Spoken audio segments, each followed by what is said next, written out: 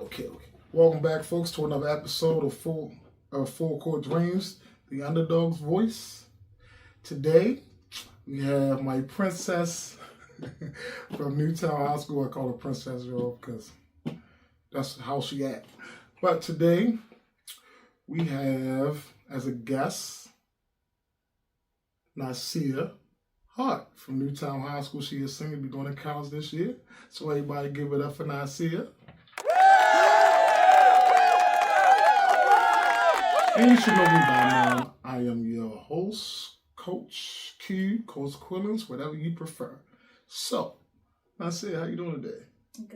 Good. How's everything going? Good. All right, good. So we just want to get into a little bit into your background and things like that. So, talking about basketball, we're talking about the underdogs. This show is all about bringing in people, ordinary people, so you can tell people your story about how you progress through the basketball scenes, right? So, at what age did you decide, or did you start liking basketball? I started playing basketball when I was 7, in the second grade. Second grade, did you like it, or? I liked it. So was you? Who introduced you to it? Okay, so in elementary school, we used to get like flyers sent home, and it was rec basketball that got sent home, and I told my parents I wanted to do it. Because at the time, I wasn't playing like no type of sport or nothing. Oh, okay. So how did you like? Did you like it? I liked it. So it was frustrating because back then I had a real bad attitude. Back then? So let me stop. All right. So back then so you calmed down a lot? Yeah, real bad.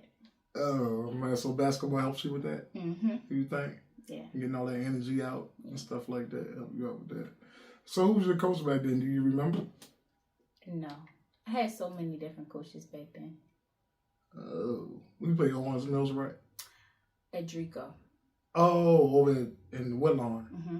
Oh, okay. That's where a lot of people started from, over at Adrico. That's what they call it. So now, like you good. You're a sharpshooter now. That's what they call you, a little sharpshooter now. So after that little journey, right? And Eureka, how did you? What progressed after that? Like what happened after that? I had a specific coach named Coach Eric. I remember it was this team called NYBA. Mm-hmm. He told my father about it, and I ended up going to the tryouts. This was like 3rd grade. And ever since, I've been playing AAU basketball. 3rd grade? You was good in 3rd grade? Not good? You was good? I used to be tall. Okay. Like, the height I am now was the height I was back then. Oh, you serious? I grew fast. So, I used to be a big. So, I was good for a big. That's why I was good playing multi-ball handler. Yeah. They just put you on the post. Hey, but that's what normally happens when you're taller than everybody else. They want to put you in a box, sort of, right? And all right, she's bigger than everybody else, so let's just throw her in a box and give her the ball, and she pass it. She shoot over everybody else, right? That's what normally happens. Did that explains it? Oh, okay. All right. So your little journey. I almost said little. I'm sorry. I didn't mean to say little. I can't. I didn't mean to say that. So your journey in basketball. So you've been playing AAU since. So 3rd grade you played for NYBA, something like that's what it's called. All right. So are they in existence anymore? No. So NYBA turned to the Bells. Oh, to the Maryland Bells. Yes. Okay. So how long did you play for the Maryland Bells? I want to say just 1 year, and then I went to Baltimore Dream Team. Okay. Yeah. The Baltimore Dream Team is no longer around. Right. So at the Baltimore Dream Team, it was Team Thrill. Team Thrill. All right. So Team Thrill been around for a minute, right? So Team Thrill, so at the Team Thrill you went to Team Melo. Team Melo. So you never played with Maryland Tigers? No. Oh, always wanted me to come there, but I never went. Oh, so you went from Maryland Bells to Team Thrill. So that was your first time playing for Team Thrill 2 years ago? It wasn't 2 years ago. 2 years ago, I was playing for Melo. So the year before that. Oh, okay. So when you went from Thrill to Melo, did the coaches follow? Did you follow the coaches, or because I know some coaches went with Melo? Because I know like the Maryland Bell. I mean, not the Maryland Bells. Like the Maryland Tigers, right? They merged with Melo. Mm-hmm. Yeah. And then for 1 year, they left Melo and they went to Thrill. Then after 1 year, they left Thrill and went back to the coaches, I might say, went back to Melo. Mm-hmm. And then they have Melo now. So when you was at Thrill, was it coaches from the Tigers at Thrill at that time? No. My coach at Thrill was Coach Tasha and Coach Curry. The coaches for Coach Western. Tasha, yeah, for Western, yeah, Tasha. Me and Tasha grew up together. Yeah, that was my girl. We grew up together. So, when Coach Tasha left, you went to Melo. I want to say our team, because I'm not going to lie, Team Thrill was unorganized. Right. So after all that, I went to Melo. Oh, okay. So how was your experience at Melo? My experience at Melo was bittersweet. Because when I first went there, it was different. Like, I knew people on the team, but we weren't close, so it was no chemistry. None at all. None of us really played together. And I'm not gonna lie, we wasn't winning. Like, our AAU tournaments, we were not winning. But I did love the team. Like, if I had to do it all over again, I would do it with them. Oh, okay. That's a good thing. So, you went from Thrill, you went to Melo. You enjoyed your experience at Melo. My first year at Melo. My second year at Melo, a whole lot of politics came into play. Oh, okay. So how did you feel about that? Like, 'cause it was unfair. So what was so unfair about it? Like, explain it, because I think, like, and I don't want to throw nobody under the bus or anything like that, but I just think, like, for me, I have an AAU organization, but I'm not trying to have a lot of teams like that. I ain't started out with a lot of teams, so, but I think what I did was fair. I never really had a complaint that it was unfair, because I think I try to treat everybody the same and give everybody, the same attention, especially the ones that really wanted it. And I think that when people be like, well, this coach got his favorites, and like I explained to y'all this year, yeah, coaches had their favorites. Their favorites is the one that always kind of practice on early, leave late, work hard, and stuff like that. So if you was doing that, and I know because you do it all the time now. Right, you in the gym, you always ask them about training and working out and staying in the gym. So when you say it was unfair, and it was a lot of politics, was it parent politics and stuff like that? It was like coaches came over from a different team, and when they came over from a different team, they brought girls with them. Okay. So basically, they already had their mindset on who they wanted on the team. And with Melo, we had like A, B, and them type teams. Mm-hmm.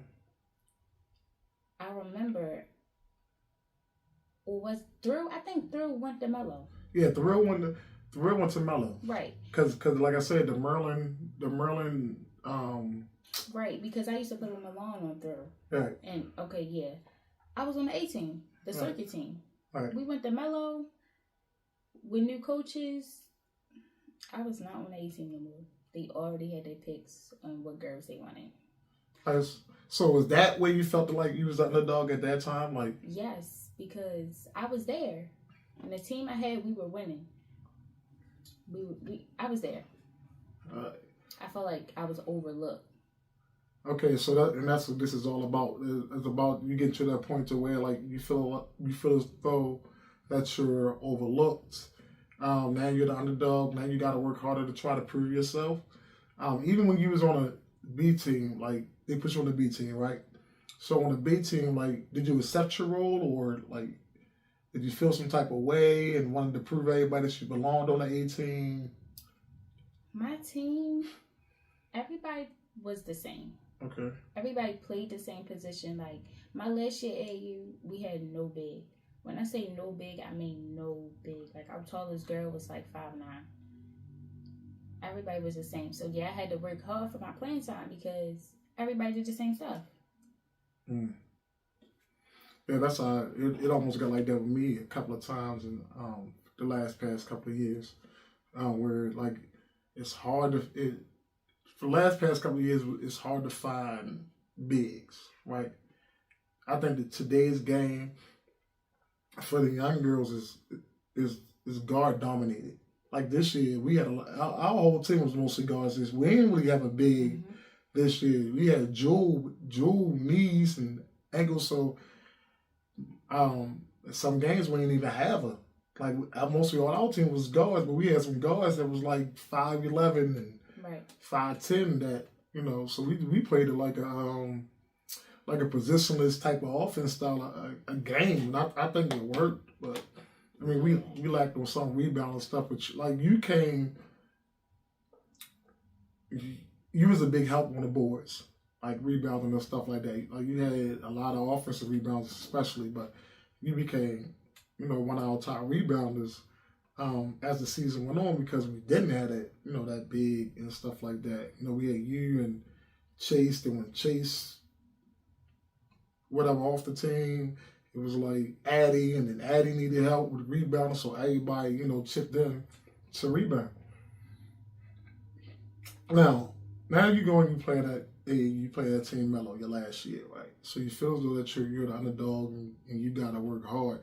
Like, so can you elaborate on like being an underdog, like the perseverance and stuff like that? Can you elaborate on like how you felt and stuff like that, and what really drove you to continue? What drove me to continue was the fact that I knew I was better than what they were making it to be. Mm-hmm. Yeah. That's it. That's all. That's all.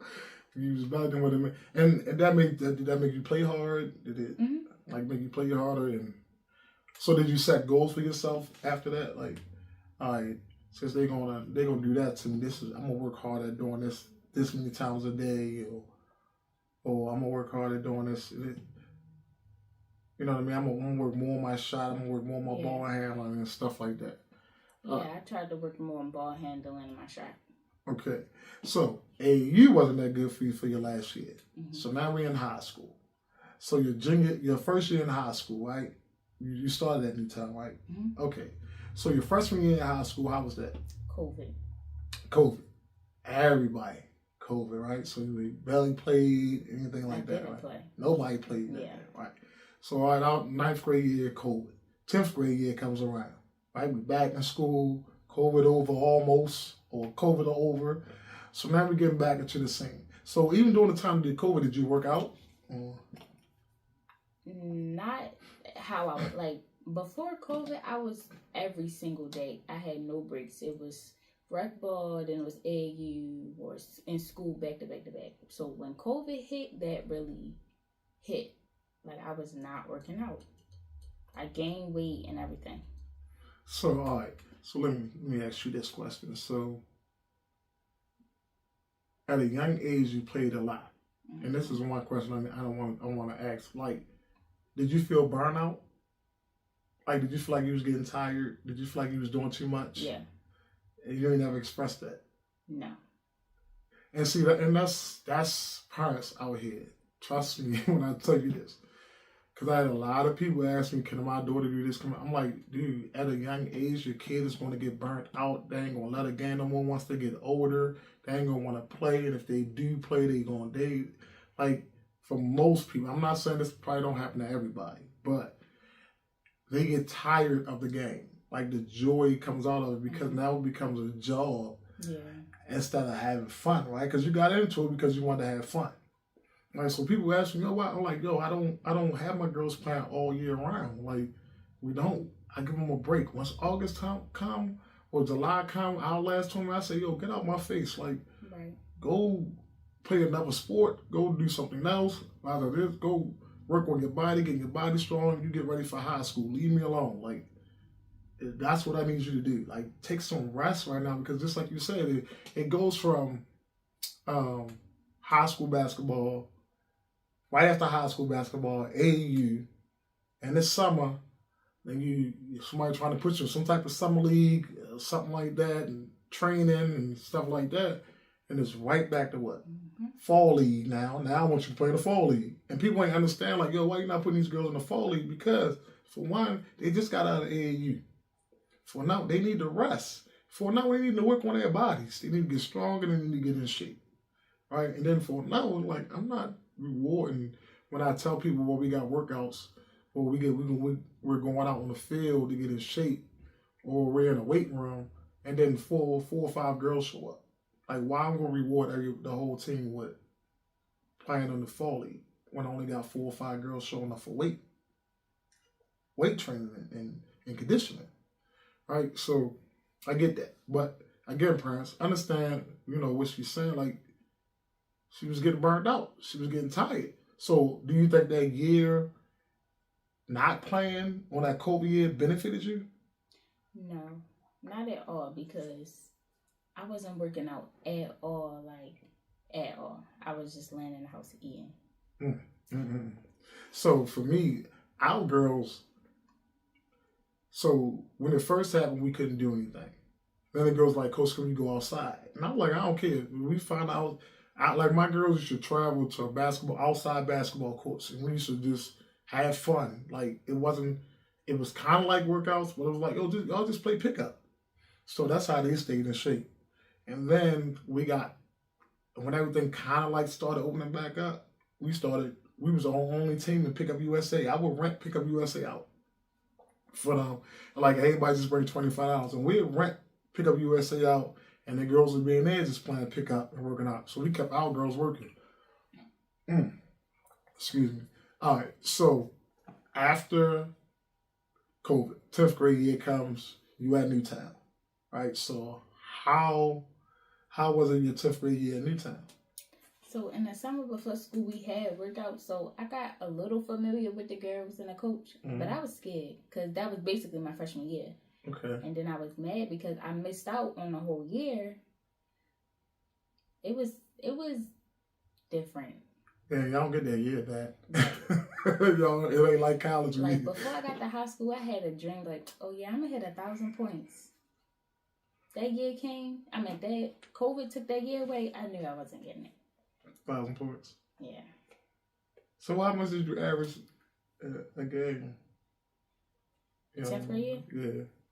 I don't know because, like I said, my attitude was real bad back then, and my coach was very harsh. Like, he was in the military. Mm-hmm. Never played basketball before. Mm-hmm. I know. So everything he did was military style, like everything. So, how he talked to us, how everything was military style, and I did not like that.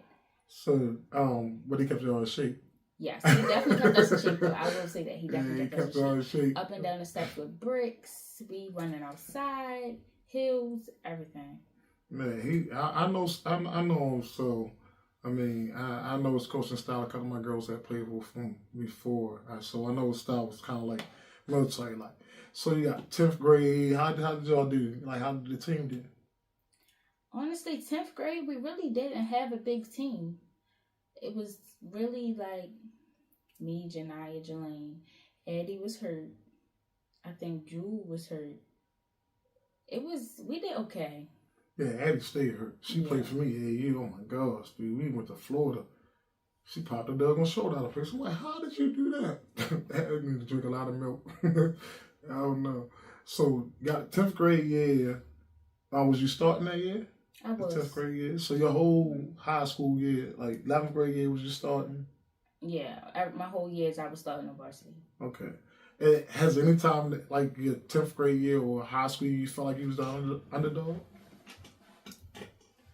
No, because my 10th grade year, we really didn't have anybody to begin with. Mm-hmm. Like, but I hated my 10th grade year.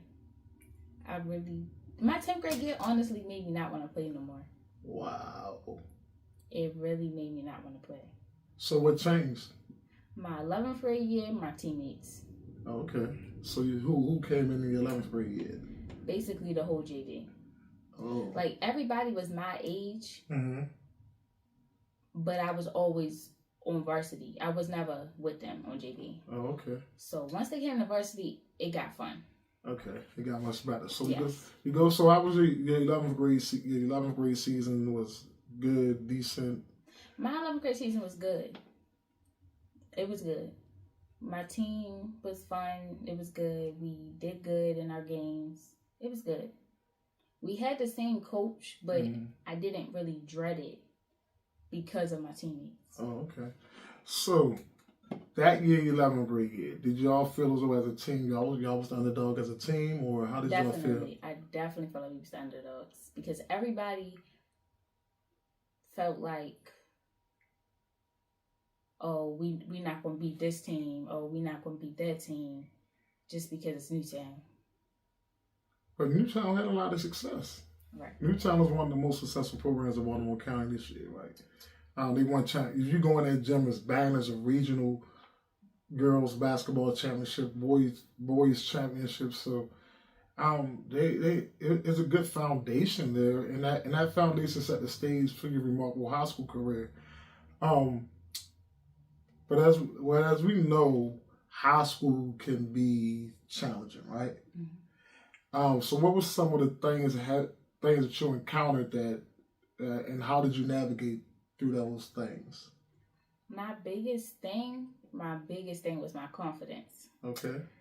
10th grade year made me stop. I did not have any confidence. Like, I would mess up, get in my head, and I'd be out the game. Like, I didn't have no confidence. But to overcome that,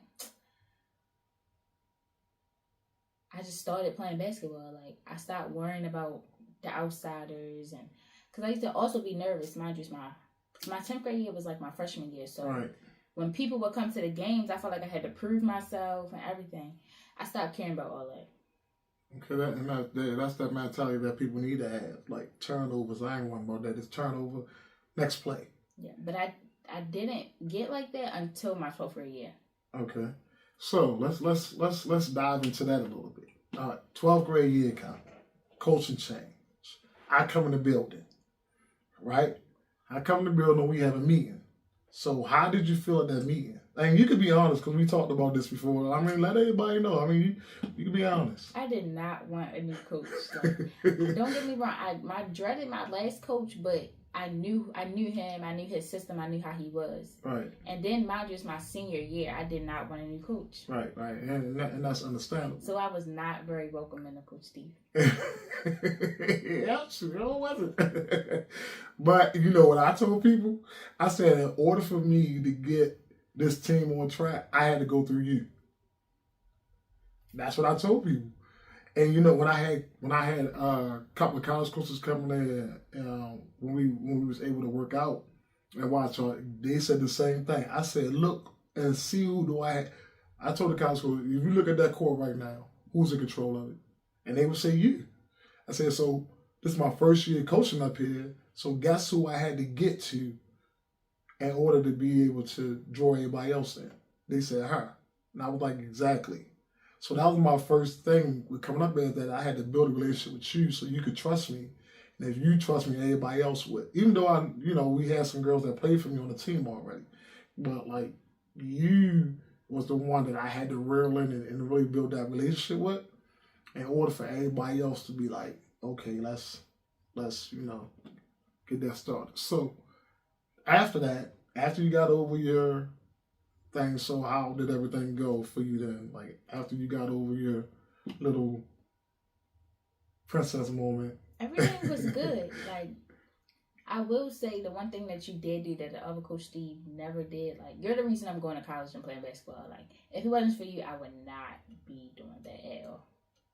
And I always wanted to. It was always a dream, but I never knew how to put it into action. Yeah, and I think, like, no knock to Coach Steve, but I just think, like, a lot of coaches don't know how, like, to navigate that. You know, and I had to learn how to navigate it. And I learned how to navigate it by just doing it.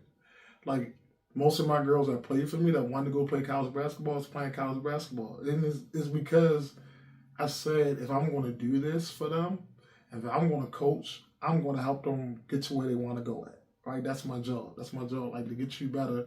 And if you aspire to go play college basketball, I got to do what I can do to help you get to that point, but also let you know that like you have to be a part of your recruitment. And a lot of coaches don't tell you that. And I tell my girls, even though I'm gonna help you, don't rely on me. Like you have to be a part of your recruitment. Like, and so we set up a thing where they could be a part of recruitment. Like we videotape all our games. We have a platform for them to email coaches and show them film and stuff like that. So, but that's one of the questions got asked to me. Like, when I got the Newtown job is, can you bring coaches in here for these girls? And my answer was yes. And came in there, most of all our seniors, except for a few, is going to college to play basketball next year. And wouldn't have no other chance to do that, I think, if I didn't come in and do that. So, now, this year was a lot of ups and downs.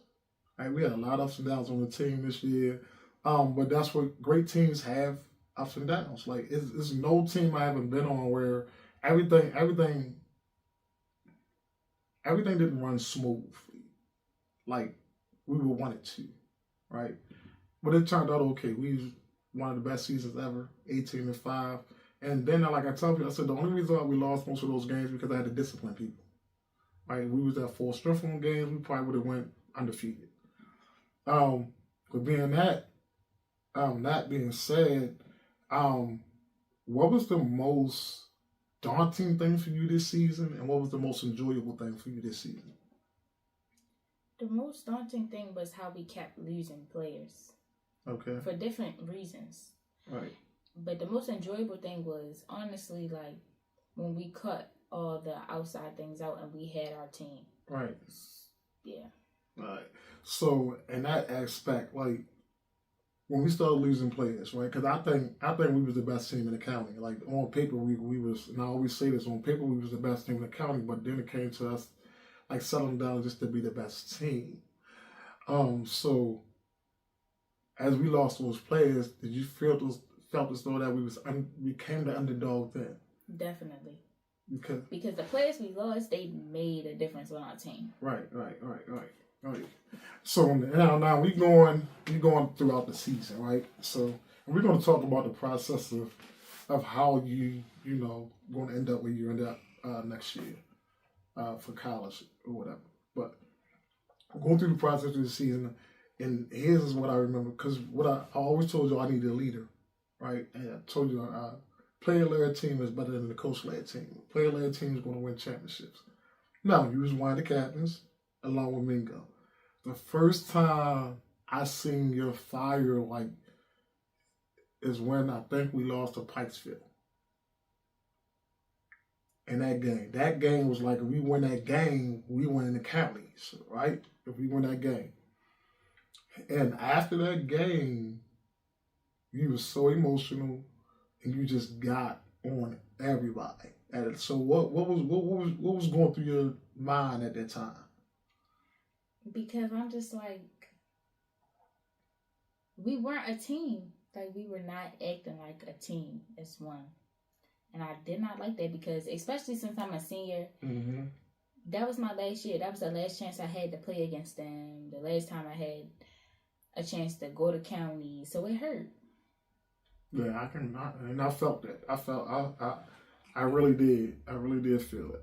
So now it's time for that big step, right? But I know you're ready for that big step. I know you're ready for the next level. You're always working out. Like, again, like I said, you always ask me, can you train? You're always in the gym.